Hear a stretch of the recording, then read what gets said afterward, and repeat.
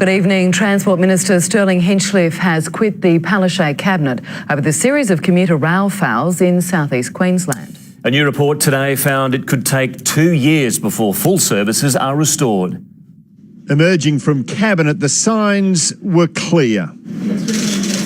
The Transport Minister was nowhere to be seen. Mr Hinchliffe had earlier blindsided the Premier with his resignation. I want to thank Stirling for his service.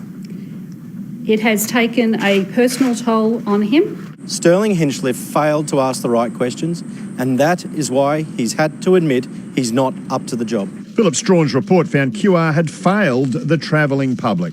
I sincerely apologise to the rail commuters that have experienced unacceptable disruptions. Created following the opening of the Moreton Bay rail line and QR not preparing for it properly, which saw demand for services increased and driver numbers decreased. I don't believe there's any particular finding that I've got against one government or the other. So why weren't the potential problems picked up? That's been put down to middle management and executive failures, as well as complex and ineffective running of the company. Issues were identified, but not passed up to senior management. There is no quick fix. Because the report found, while it should take 9 months to train drivers, at present, it takes twice that. We have no apologies for trying to get the best outcome for our members. The government has a driver training target of 200. So far, only 78 have been hired, 15 have started training, and not one has qualified.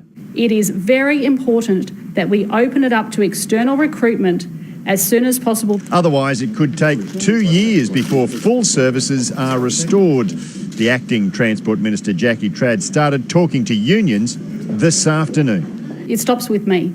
I'm the Premier. It's my government. All right, Pat, attention now turns to who will be the new Transport Minister. That's right, and the horse trading between the various Labor factions has already begun in earnest. Logan's Linus Powell most likely to come into the ministry, but you can bet your bottom dollar not too many people will be putting their hands up for transport.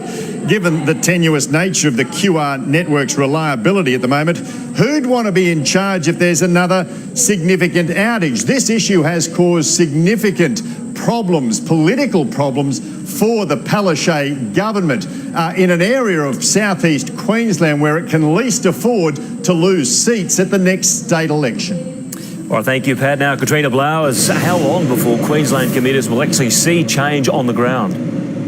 Well, anyone hoping for a quick fix to these ongoing rail woes will unfortunately be waiting for some time yet. It's predicted that even if the recommendations were implemented effectively, it could take until the end of next year before we see those ongoing train cancellations come to an end. And that's because, as we heard earlier, none of the new drivers out of the 200 promised are fully trained. It's feared the driver shortage could also have an impact on services during next year's Commonwealth Games and will also be likely to flow on during the next few school holiday periods.